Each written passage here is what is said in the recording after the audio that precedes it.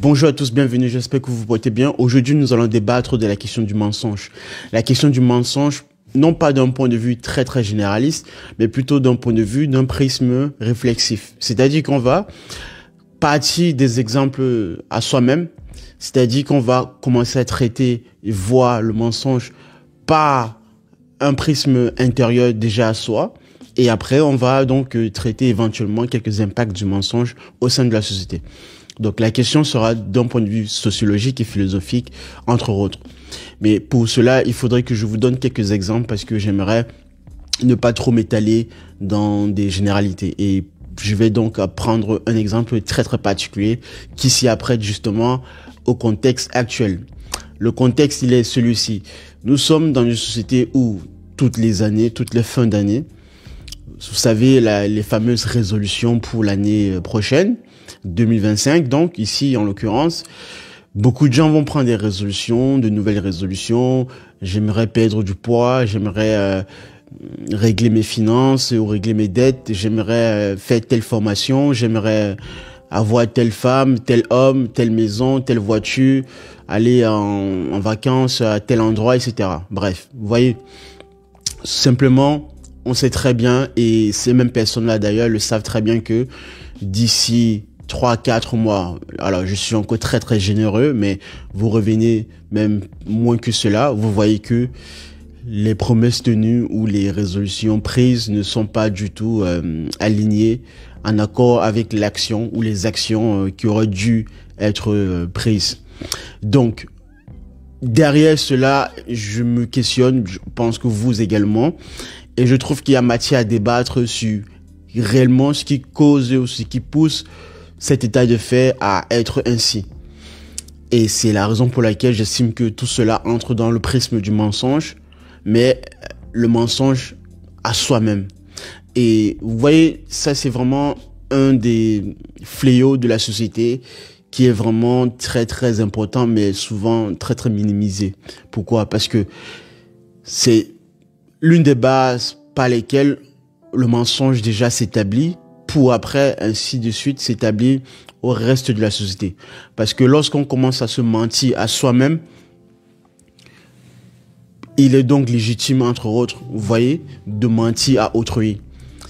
Et plus on se ment à soi-même, plus évidemment le mensonge vis-à-vis d'autrui sera très dévastateur et très néfaste.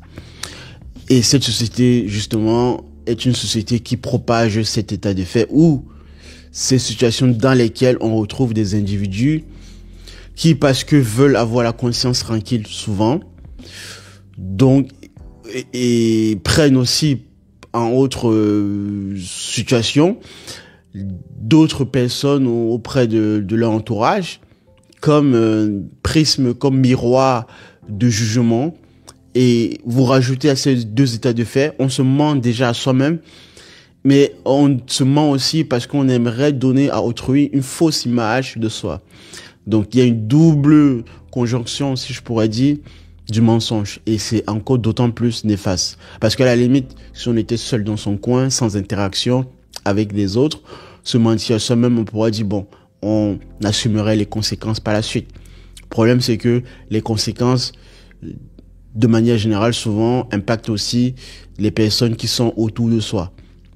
Donc, c'est encore beaucoup plus dévastateur. Et plus on est dans une société où chaque individu quasiment se ment à soi-même, la société se trouve très mal dans son état social et maladie collectif. Alors, autre chose qui me semble aussi très important à signaler, c'est que pourquoi les résolutions ne sont pas réellement tenues, engagées? Parce que, effectivement, déjà, le problème est mal posé. Ou la question est déjà mal prise dans son état de fait. Pourquoi? On appelle en fait résolution, dans cette société moderne, ce que les sociétés d'avant n'auraient pas accepté que l'on prenne cela pour résolution. Pourquoi je le dis? Parce que dans ces sociétés, la parole, vous voyez, a perdu de sa valeur. La parole a perdu de son sens, la parole a perdu de son engagement. Donc, il suffit simplement de prendre sa caméra, aller sur YouTube ou sur des plateformes des réseaux sociaux, aller sur TikTok et raconter tout ce qui vient pas à la tête, sauf que derrière, il n'y a pas de conséquences. C'est aussi la raison pour laquelle ces sociétés se lâchent, entre guillemets, parce que elles se laissent emporter et aller par le fait de ces pulsions. Les pulsions guident évidemment aujourd'hui la majeure partie des gens de cette société, toute classe sociale confondue, la base sociale, la classe sociale basse, moyenne ou élitiste ou la classe sociale haute. Tout le monde est quasiment logé à la même enseigne et cela est d'autant plus dérangeant quand on sait très bien que les élites qui sont censées aussi apporter de la lumière, entre guillemets, aux couches sociales plus basses, on constate que ces élites même en question aussi sont décadentes. Et par conséquent, la société également suit ce chemin-là. Alors, se laisser emporter par ses pulsions, ne pas prendre des engagements fermes, ne pas assumer, parce que derrière, il n'y a pas des actions qui s'y apprêtent. Vous allez voir par exemple que au mois de janvier, des gens prennent des abonnements pour aller à la salle de sport. Un mois plus tard, vous revenez, vous voyez que la salle de sport est quasiment vide, mais les abonnements continuent à être payés. Pourquoi? Parce que l'on se donne bonne conscience et on se ment aussi à soi-même que l'on va revenir, que pour l'instant, on est très occupé au travail et que on n'a pas assez de temps. Sauf que le temps, je pense que c'est toujours une question de priorité. Quelqu'un qui vous dit qu'il n'a pas assez de temps pour vous, c'est parce que cette personne estime que, en termes de priorité, vous ne faites pas partie, en tout cas à ce moment-là, à cet instant donné, vous ne faites pas partie de son cahier de charge. Donc, c'est toujours une question de priorisation. Et la priorisation également est quelque chose qui n'est pas enseigné dans cette société ou évoqué de manière quasiment scientifique. Alors, donc, voilà les raisons, entre autres, que je vous ai citées qui, pour moi, expliquent en partie le fait que les engagements ne sont pas pris. Les pulsions, évidemment, donc, le fait de ne pas tenir ces engagements, la parole étant n'étant plus vraiment sacrée. Voilà. Donc, parler pour ne rien dire est devenu un art dans cette société. Autre chose aussi par ailleurs que j'aimerais rajouter, c'est en termes d'impact cette fois-ci, c'est que quand on est dans une société où le mensonge règne, une société dans laquelle on a commencé à se mentir à soi-même régulièrement et depuis des années, dans la vie collective, en public, en société, au travail, à l'extérieur, en entreprise, ça donne des êtres en fait qui sont dans l'hypocrisie. Et l'hypocrisie dans le semblant. Dans le théâtre. Et ceux qui s'en sortent sont donc les personnes qui savent le plus jouer du théâtre, le plus à même à être capable de juguler, de savoir nuancer dans les formes spectaculaires. Et très peu de personnes, en tout cas, il y a encore quelques personnes en tout cas qui essayent du moins à ne pas se laisser emporter dans ce vacarme, entre guillemets, dans cet océan, je dirais, plutôt négatif. Mais, sauf que quand vous vivez avec des personnes autour de soi, autour de vous, autour de quasiment tous les plans de la société, dans tous les secteurs, des personnes qui ne sont pas, entre guillemets, d'une intégrité, d'une probité, hein, comme dirait l'autre, intègre, vous risquez vous-même aussi d'être contaminé par cette maladie. Simplement, c'est ça donc le combat qui doit être une des formes dans lesquelles vous devez vous inscrire pour pouvoir ne pas vous mentir à vous-même. Ne pas vous mentir à soi. Ne pas se mentir à soi. Ne pas être dans la compromission de ses valeurs. Et c'est à vous de décider quelles sont vos valeurs, quelles sont les valeurs auxquelles vous êtes prête à mourir. Donc, à trouver réellement votre mission ici-bas. Et si vous en arrivez à ce point-là, vous serez, et en tout cas, vous aurez atteint une certaine forme d'élévation. Alors, c'est un intérêt spirituel, philosophique et tout le reste. Tout cela, pour moi, ça reste dans le même champ. Donc, quand on se trouve une vraie mission de vie, alors quand je dis vraie mission de vie, une mission pour laquelle on est prêt ou prête à se mettre en action, à se mettre en branle, en fait, on commence donc véritablement à prendre des actions qui comptent. Pourquoi? Parce que on n'est plus systématiquement et automatiquement perçu ou jugé par le regard de l'autre. Le regard de l'autre vient après.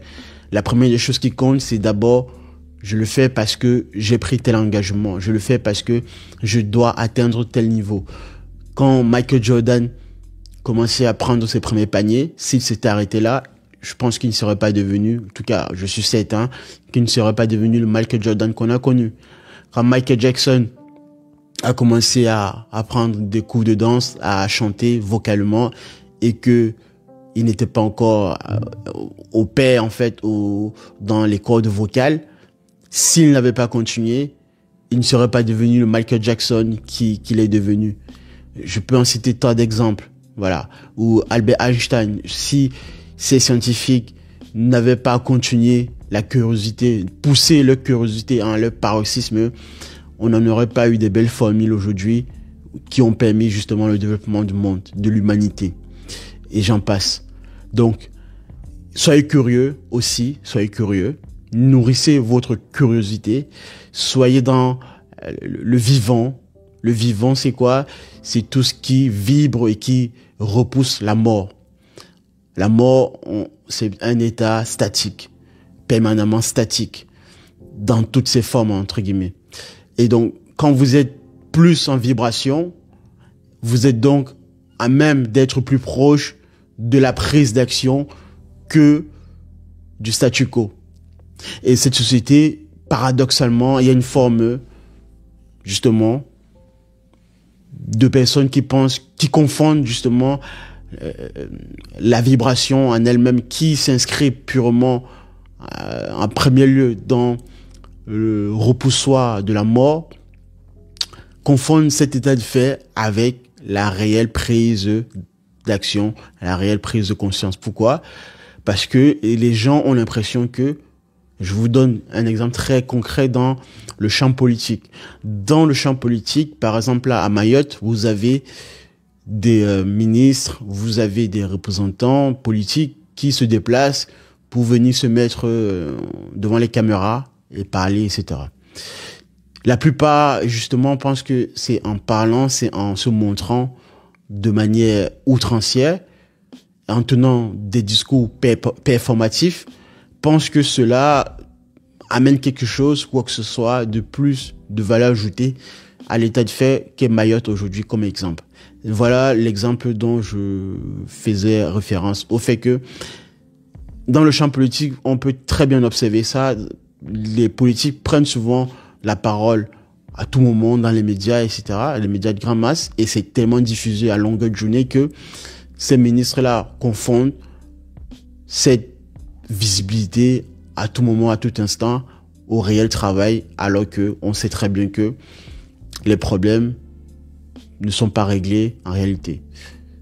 Et cette société, elle est touchée par cet état de fait aussi, parce que les gens ont l'impression que c'est parce que je me montre à tout moment sur les réseaux sociaux, c'est parce que je prends la parole à tout moment, c'est parce que je dois réagir à tout instant, à toute nouvelle venant des médias de grande masse, que je suis dans une forme de vivant. Non. En fait, vous êtes toujours dans cet espace de pulsion, pour celles et ceux en tout cas qui n'auraient pas compris le message que je voulais véhiculer. Prenez du recul, pensez pour vous-même aussi, c'est très important. La télévision, je vous ai déjà dit, je ne regarde plus la télévision depuis des années et je me porte très bien. Les réseaux sociaux, je réduis drastiquement ma consommation parce que c'est une consommation que vous le vouliez ou pas, qui vous est donnée. Et cela, je pense, est très bénéfique et vous le sera aussi si vous prenez ce genre de décision pour les années à venir et pour le restant de votre vie. Lisez, lisez, lisez, c'est important. Nourrissez aussi votre intellect parce que évidemment, ça permet de penser de manière critique pour que vous puissiez avoir plus de stabilité mentale. Je pense que je vais m'arrêter là, j'en ai assez trop dit.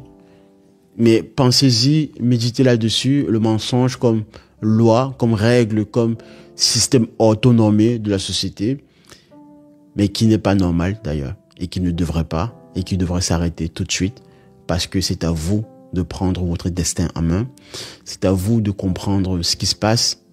Personne ne fera ce chemin à votre place, sinon ce serait trop facile. Comme on dit, le salut est individuel, mais l'effort aussi peut être collectif à certains moments pour vous accompagner dans ce salut individuel. Merci à vous de m'avoir suivi. On s'abonne, on like et on se porte bien pour la prochaine année. Et cette fois-ci, on se donne véritablement les moyens pour pouvoir arriver à son objectif, à son but de vie. Merci, je vous dis au revoir et à la prochaine.